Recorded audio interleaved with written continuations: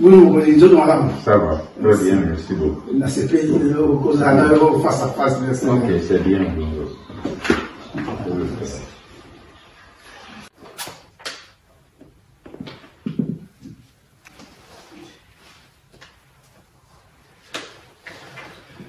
Merci, Bandeko Banso, c'est une occasion, mon aîné.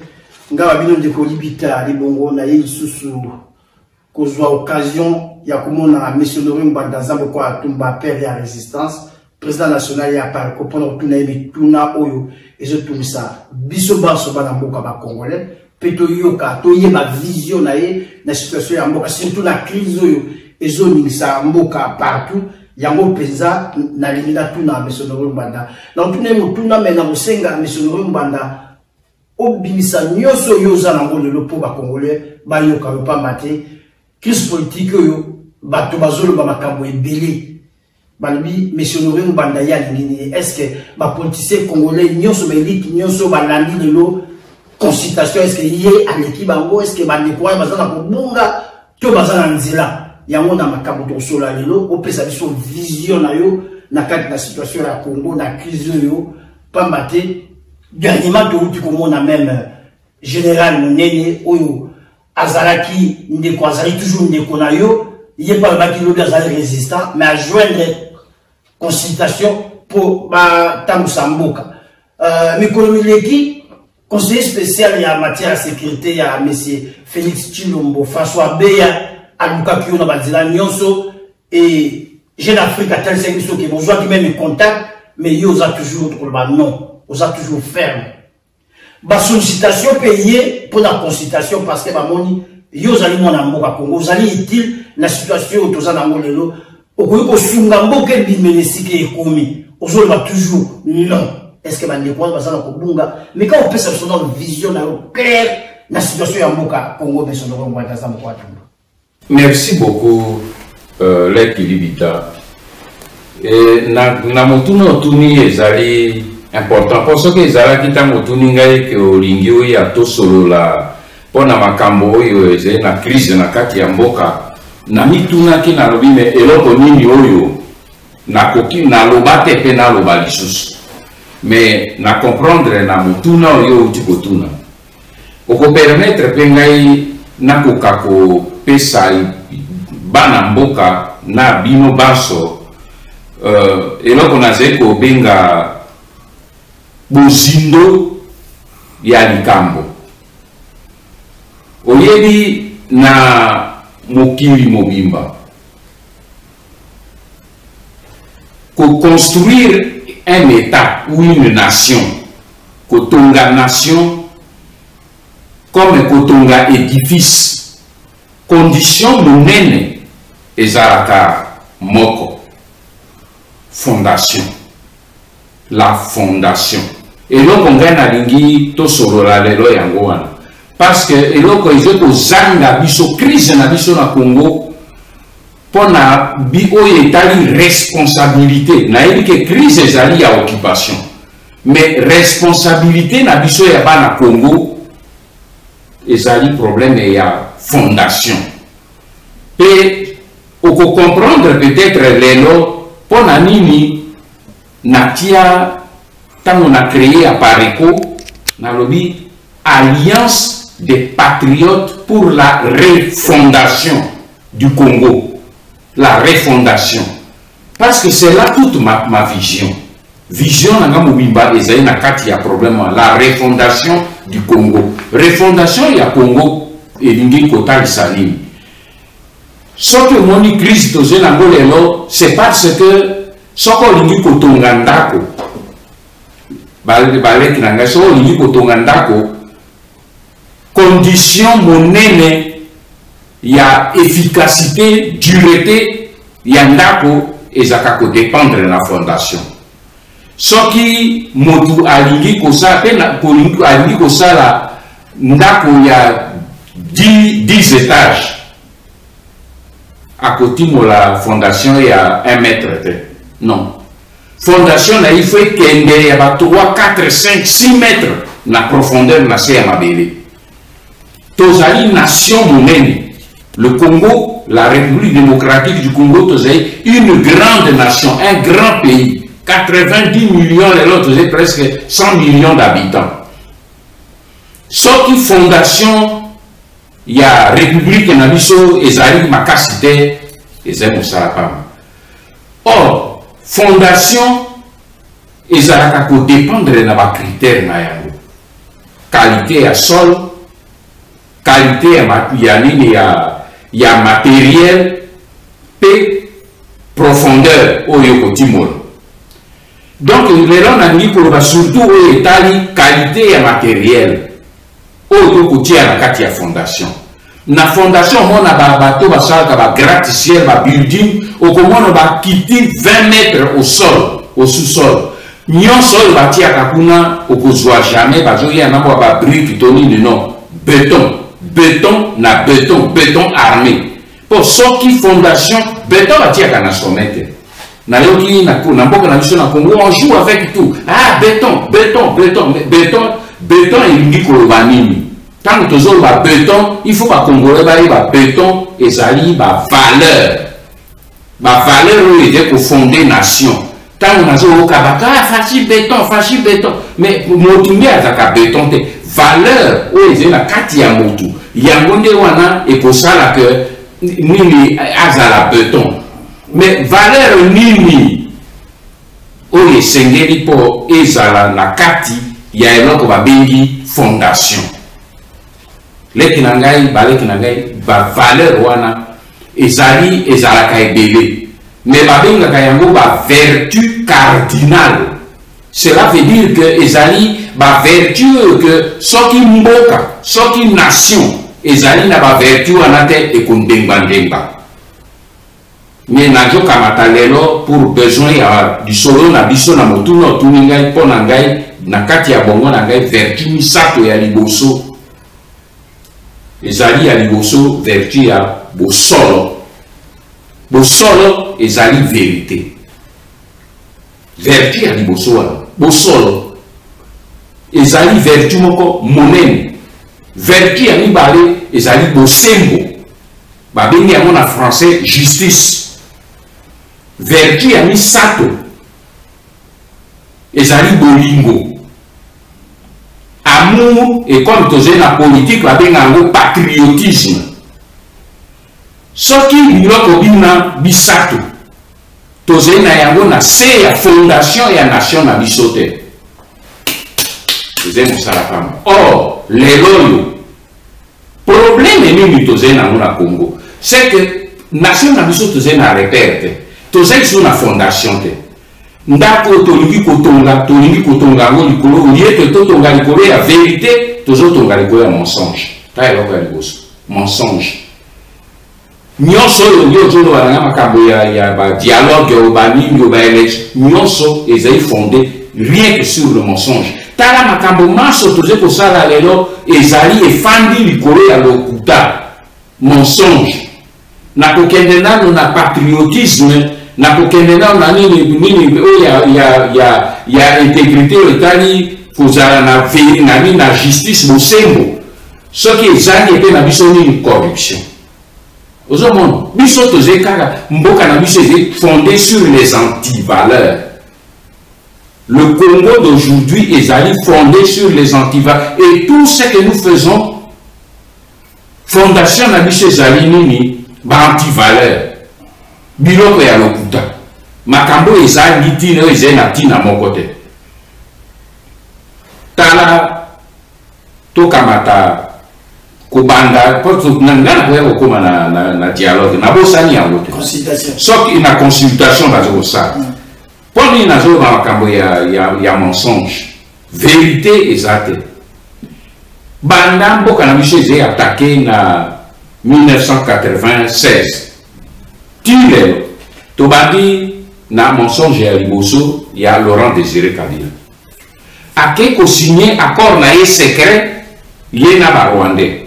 Abi na kopesa bino mboka, na kopesa bino bo. Bino bo zo mboka bongana ndimi na zena posa lokwa bovinga na kozala liboso na ndimi na za liboso. Tango aye akomi na mboka pe na biso.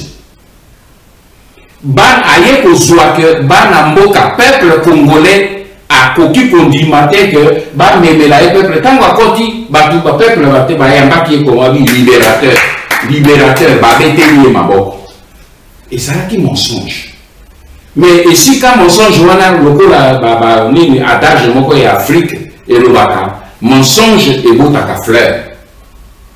Mais fleur et mensonge et botaka mbuma te.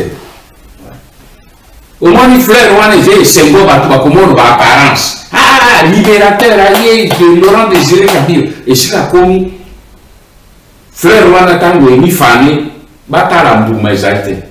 Babi, oh, Ezaki Lokuta. Tango aussi pour le peuple a téléméri Laurent Désiré Kabila. Yé Azaraki obligé à lever la barre Rwandais out. Mais comment il est trop tard? Parce que Babo a dit non. Tosaraki déjà n'a eu accord. Yo ndimi biso to sali par na biso to ti yo na ebonga yo pepe sali so par na biso mabele o yo pesaki e binise biso problème osomo pour fondation o Laurent Désiré Kabila ne ko sala nango ezali ya mabe lelo yo kwa truc koma Félix Tshisekedi a yé ko rééditer la même chose ake ko sala peuple alobi tolingi na lo lisusu bato ya ba occupation te mais na kokoma na troisième niveau ni Félix abi to yake ake ko signer accord na Monguna oya ye ko occuper mboka na biso ake ko signer accord na Bokutu aye accord si peuple o to sali alternance to komisika bien mensonge yango na bimaka na ebandeli na lobi na bino oyo nyonso bozomono ekomeme biso bakokende kobete poto bakendele oyaka oya koyede Félix ozomono manini mentalité c'est-à-dire repère eze lisu te mpona biso bakongolais ata moto abuka lokuta ata ayiba likambo te mais à partir ya momo ayibi yaka to lia kaka mpe omoni mentalité wana meme baeklesia basango baze kopartage obeya likambo te loko ezebo itoya totonga mboka batongaka mboka likolo libita ozolanda vision nazoloba yango wana c'est la fondation eloko eze na se kuna eze mabe oyo bati kuna eze beton te oyo bati kuna eze sable yo kobenga ngai te toya totonga building parce que RDC eze building eze gratte-ciel yo kobenga ngai naya totonga building sur du sable. Mais banganga nzambe ba évêque ba yebi bien Bible c'est pour bango ko construit sur du sable mouvant. Mensonge na ba moyibi na ba haine na ba crime nyonso wana ezali du sable mouvant okoki ko kamata nation otonga yango likolo nango te ekosopana libita nyonso wana ekosopana. C'est ça que les Congolais n'ont pas encore compris. C'est ça que Bandekonanga et la classe politique n'ont pas comprendre. Te passe à deux potakaka. Ah, tokende, yakabo et Félix, Oloko Lobi, Ezara, François B. Banan, Bato Bazo Benga, Banso. National Banango, Naboy, Ngana Félix Tshisekedi. Tout ça, le problème était comme individu. Nayebi était. Tout naye banda tatane aboti à mon engagement face à face boité. Na pesa emote te o mwana oyo bino le besoin no makabote ko ina e pona ni ngana zo ina ete batu bazo comprendre ngaite même bino parfois bezo comprendre ngaite na za na problème na Félix Tshisekedi te parce na yebi ete to zwana na yebi problème ete bonga na okende ko ina e pona ni mais pose le sunga ete mais au cause justement et là qu'on a zo batika ko lobango parce que zo détruire makabo na zuta ko lobela kosunga to komibom eloko yozola kosunga eze kosunga to komibom tango yo yebi kenga na linga na bana na ngai to fanda na kati ya building mais building wa yo moko yebi ke na fondation nango na tijero est-ce que j'ai des bana na ko bakende ko fanda to ozobo maba parce que yebi bien que mon pépé ko ya liboso même na mon pépé tebe ya motango zotombo la baba boko na yebi te so bozole le temps e ko tananda ko wana ekomi écoulé na yo na bana na libota mobimba bakufi ngai na boyi ko partager responsabilité ya bosoto wana yango na loba na bino que alliance ya ba patriote ozozwa ba valeur nyonso na zolo wana patriotisme, alliance na bato basé na patriotisme pour te refonder Congo. C'est-à-dire qu'au banda et to joie indépendance, koleka na période ya Mobutu, to tongimbo ka yo likolo ya ba valeur o ya mabe. Yango wana moni même le moni nini Mobutu abandaki ni régime na ye na ba œuvre minene tout cela, mais comme ba valeur et fandaki likolo ya ba valeur o misako makonzi masaku maena yebisi yote ya bo solo bo sembo ezalité et bien ekoki kokende musepe bolingo ezalité amour ya mboka ezalité bo sembo ezalité alors que to moni même nini devise ya museka paix justice travail ozomo biloko ba jwaka wana kende na nini kuna fraternité égalité tout ça ozomo noka les mêmes valeurs so okena mikilimi so komono que basé pour faire appel ba devise nyoso ba benga devise nationale ezalaka ko faire appel na ba valeur cardinale et pas na biso toze sous na ba repère wana te et soki ozangi repère wana leki na ngai okoki kokoto alors le la situation toze nango Félix ayebi malamu degré ezali wana misaka degré à Félix ayebi que bato wana bazali bapaya bazali bayibi ye moko aloba yango preuve ezali mais ake kosala accord na bango degré ya mibale eze bato nyonso babi baze l'opposition tozosala proposition ya toluka solution de paix toluka solution ya nini ya kotia ba institution non bango bazali na responsabilité monene po ba élection oyo bale bango bakotoki na kati yango wana permettre Félix nini Kanambe a mis réhabilité à quelque somba Félix pour Félix bango ne bayokana bayibe na bango élection wana ba machine à voler oyo ezalaki ba candidat fantôme des millions bayebi que Kanambe aze mopaya mpe ezali schéma oyo Kanambe atiaki yango pour te akoka komi réhabilité atikala na pouvoir bango baso bazali responsable lelo oyo boye baze kokondamne simplement Félix mais non élection bango bakei wana mais bango bafungoleli bapaya nzela mpo bapaya na kati ya baélection wana nde bazwi nzela basombi Félix sika trahir mboka alors otuna ngai na ya kokoto na bakisaka oyo ya ngai bongo peuple akobima comment dans tout ça peuple akobima comment c'est là d'abord le niveau il y a analyse il y a la fondation fond il y a problème fondation il y a problème et c'est mappé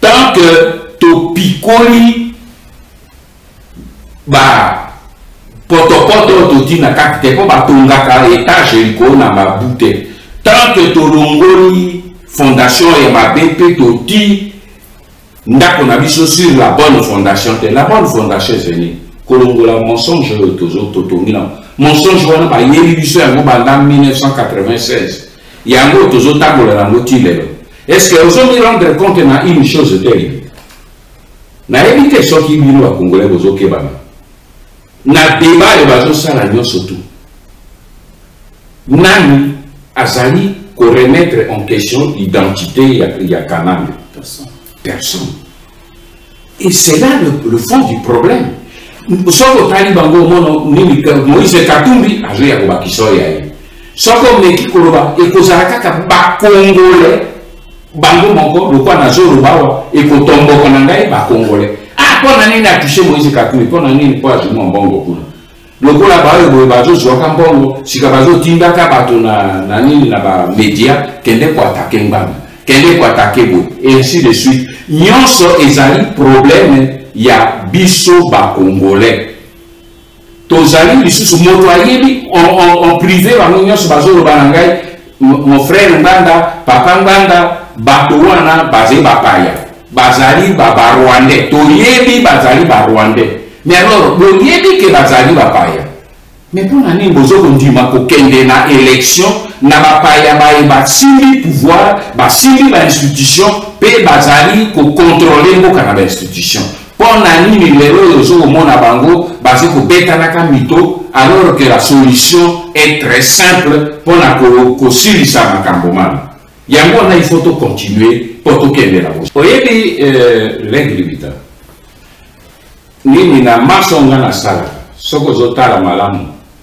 Na suka kana critique te. Tala na ba livre na ngana communions. Na sala ka critique, na sali proposition. Na sali critique, na pessimiste. Na sali critique, na pessimiste. C'est vrai. Où est le kasiko ndenge na uti koloba.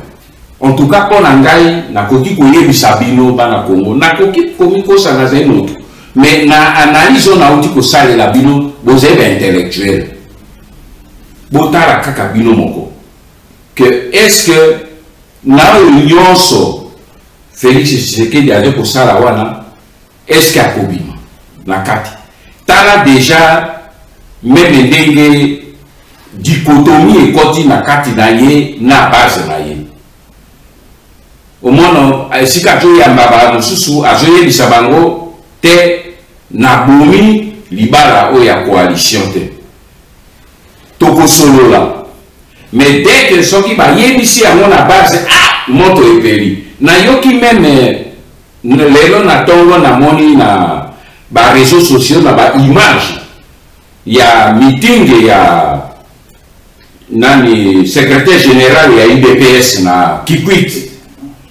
Annoncé pour les alobi libala ya FCC na cash et sili seko donc to biso na bati ya nini ya FCC to côté sous posa coalition ana et kozonga lisusu jamais. Mais à cause ça boni wana jo propose devant base. Mais Yé, sa parole, il y a ensemble de que ce soit lobby, moto, que ce soit lobby, il y a pour qui ça met ensemble. Tous êtes devant une crise politique. Oh, on a dit qu'on décrit bino bango, batu basali crise one. Yo, obimi, parce que avant que na zonga na solution, et là on a n'importe qui conclure le président et tant que katinga yangoy. Bozali batomi balé des associations de malfaiteurs. Bokei koiba bozongi na butin moibi maintenant po bokabola butin mobulu ekoti moko abifuki azongi maintenant et pas ba propriétaire ya baibaki o biloko na bino pas c'est propriété des peuples baibaki peuple maintenant baibimi bale wana moko azongi li peuple o peuple boya to kende kokanga moibi musuku na te bozeli bimi bale. Donc, ce qui va kukanga, il va se raballer. Yo kanisi ke ba ibaki pe ba ye ba kaboli na bango ba komitika. Yango na lobi que solution ekobima jamais ba koki ko sala ba manœuvre moko ya ba saupoudrage likolo to lukato iba ba parlementaire to sala ba ngana okoto na ba débat wala de parce que so na koti na ba débat ne zero kola na ndimi ko perdre temps na ngai na ko kende na fondation ya potopoto o ya sable mouvant na okende kunate. Problème na c'est que toute cette fondation est mauvaise. Ça ne nous apportera rien.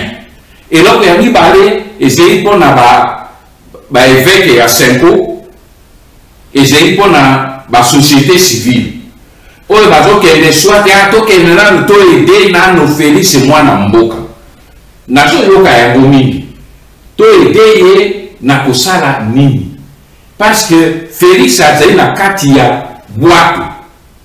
Na katia boîte, wana zali, yé mo côté, moto ya simbi kai, pe avec Luka et Zé Munguna. Bato yo ya sali na bago alliance. Yo lingi obi misaye na kati ndenge nini pe olia okende na ye wapi. Omoni poto oyo baze na yango wana ekomeme bango nulle part. Et loko baze ko sala sika bakomi sok tala bango malamu baze na tour de Babel. Bakomi na tour de Babel parce que alliance tango balobaki ki basali alternance elekonabimaki na lobi bondi mater beaucoup basé et wana ezali fausse alternance ezali miroir aux alouettes mona utilisaki yango wana lelo emonani te la yango bango moko babimisi sekeli atoze susu baalie te atoze susu boye te solution libita napesaki solution moko napesaki schéma ya 7 mesures na kati ya ba 7 mesures na bandaki na eloko moko na lobi bandeko bangai ya politique bomi benda naino na kati patriotisme eze problème ya bolingo kwa mboka soko lingi mboka ukotala isusu amour na yotobi tomi benda nano toyebi ke bozwaka mbongo toyebi ke bozwaka ba voiture ba nini ba avantage mais tika nano avantage tomi benda parce que soki ba mi bendi ba institution kokwea libita ozomono siko combat zenini ba dissoudre parlement mais au lieu que moi quand on a débat pour dissoudre le parlement soko Félix Tshisekedi a démissionné. Alors oui, le col a été parce que le renoncement, il y a solo yangoa. Renoncement, il y a solo les ennemis. Et c'est que Félix a dit, c'est là où on a mené qui vit nos peuples. Et j'ai dit, c'est là, mais t'as la discours, il y a Félix. Et c'est marrant. Bino peuple, vous connaissez Kingai, bino peuple, vous pessingai mission. Mais alors, t'osez pour ériger le mensonge en principe. Aye bateau yo limita na ye na yibi mbongo na yo et maintenant na ye kota na limita mbongo na yo pesa kingai est-ce que toze c'est dans monde normal non toze c'est dans monde normal te moto yo yibi ozoyi ya liboso na ye obeki to lolobi e bino pesa kingai mission bopona kingai pe oyebi ke zelo solo te voilà eloko na zoloba kotonga mboka likolo ya mensonge. C'est-à-dire que le Bouddha est comme référence. Le meilleur menteur, c'est le plus fort, c'est le plus beau, c'est le plus élégant, c'est le plus intelligent. Donc les antivaleurs est commis plutôt ma valeur autocommune pour aspirer na yango. Et comme les gens qui banganganzambe ba pasteur na banini ba commis ko mema peuple pour to kende na ino ko sunga antivaleur to tonganda koliko nango alors mboka esili soki réellement balingaki mboka kasi pona ni bazo lukaka nzela ya ko dissoudre parlement soki Félix a dit simplement que je démissionne mais ben du Seigneur c'est beau père donc au lieu que maintenant batika nini que batuba que une élection moi ni deuxième danger parce que peine bango on démissionne pour aller aux élections. Aux autres, quand même, l'opposition, un plan de sortie de crise pour aller aux élections anticipées. Mais l'élection anticipée, vous savez, on n'a pas. Mais vous revenez au même système. Parce qu'aujourd'hui, bateau va contrôler l'institution. Et c'est Rwandais. Félix, c'est pas à Komawana. Akende qui n'a Kigali, pour adoubé par Kagame. Félix Lokoze wana biloko biso ya ko décider wana akoki ko toucher na intérêt ya ba Rwandais te. Interdiction formelle wana ligne rouge. Alors tout ce qu'ils font là-bas toko bima na kati na yango ata mokolo moko te. Il faut biso soki voix oyo tokoki ko bima nango pacifiquement soki ba classe politique basse. Je dis bien basse. Opposition comme les jeunes à pouvoir, je parle des Congolais. Alors, on a des Congolais basse, ils ni collabo ou bien soi-disant opposants. Nous avons avec beaucoup d'humilité. Et c'est par amour pour Mboka. Les gens dans nos têtes, biso, ni politique, préoccupation tikali kaka moko positionnement pour la kene na remplacer na lia na sala kwa azali yango no zomono même na kati il y a bateau basé dans pouvoir, na bateau, na ba fanatique, na bango. Sauf que mais bozo ça et là comme besoin na monter, bon Mobutu a ça kate. Mais alors finalement, mais vous vous êtes battu pour quoi? Vous vous êtes battu pour les valeurs ou vous avez voulu remplacer Mobutu pour faire pire que Mobutu? Aujourd'hui, ils font pire que Mobutu. En 2 ans, Batuation a eu un milliard. Mobutu a ça qui 32 ans. À Koufi, Bamindere, Bagouti, n'a pas continué chez un apoto. Sauf que Zakaraki na RDC, là on ne parle pas de Bajouaki. Mais va continuer chez un apoto. Est-ce que quelqu'un a trouvé Oki? Mon dernier mois, le Nissimino qui a joué 1 milliard. 1 milliard et à Mobutu. Tire l'œil. Bajouate. Bandako ya tikaka mais 1 milliard na compte zete. Les lois des milliards et des milliards. Yoka be ba mo autant va funda. Alors que non tout ça non Mobutu asala kite. Bino Mobutu c'est c'était a benini e be boye bino Mobutu c'est boloba. Et si ka bozako na bosala ki boite mais bino boye ko ça parce que justement ce sont ces antivaleurs là qui ont fait tant de livres na ngai ainsi sont le glas. Je n'ai fait que relever toutes ces erreurs et ces antivaleurs qui ont précipité la fin du règne de Mobutu. Pour que si ma me rendre compte que si corruption, les degré à corruption, est-ce qu'ils arrivent moins ou plus que quand Mobutu arrive? C'est pour cette raison que la solution viendra na patriotisme libita.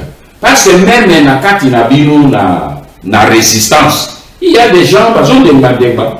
Ah, mais est-ce que vraiment PNR, mais quand on peut porte? Non, on ne nous ouvre pas la porte, on nous pousse vers la mort.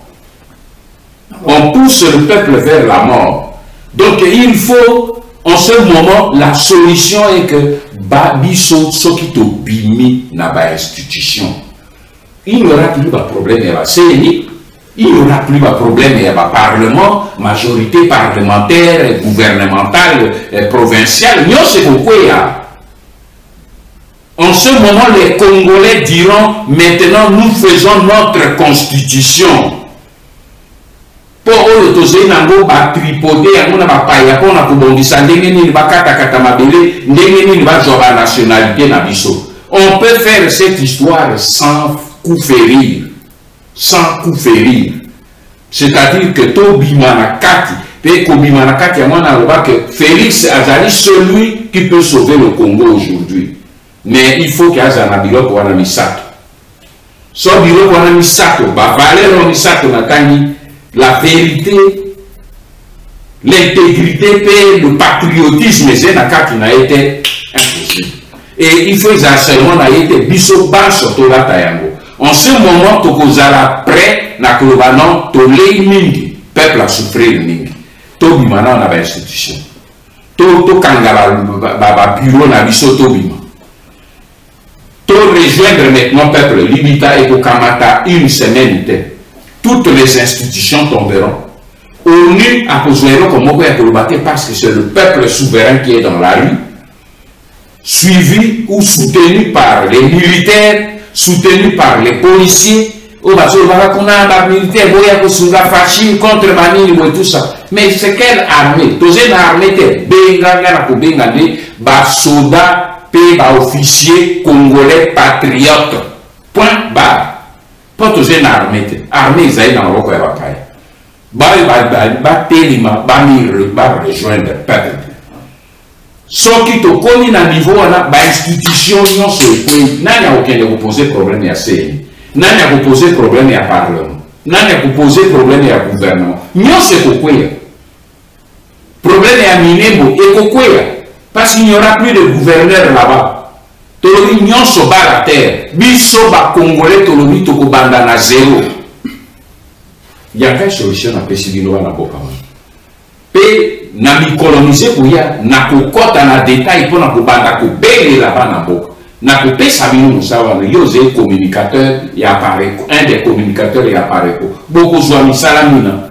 Ya ko bele la maintenant ba na boka. Te ngonga parce que total abango.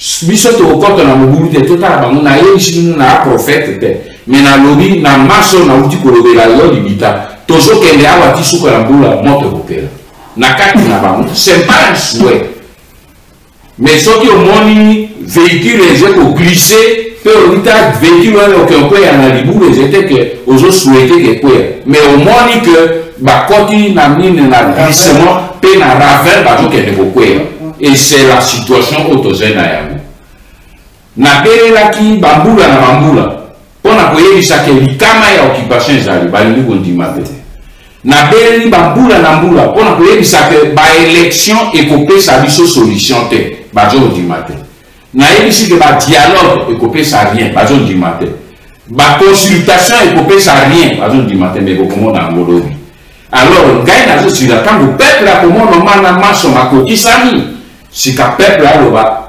peuple yaka maintenant totikai na nzela bo moko parce que bato bazolandaka na bapiste oyo ya lokuta bakopesa bango me bapiste wana nyonso komema ya mabulu lobi tokotika na piste moko kaka yako oyo ndenge nazoyebisa révolution populaire ou peuple akamata situation na maboko enga nazozila rendez-vous na nga na peuple esika wana na bino barésistant na biso bao nyonso rendez-vous na biso na peuple na esika wana mpe nzambe akopambola biso ingeta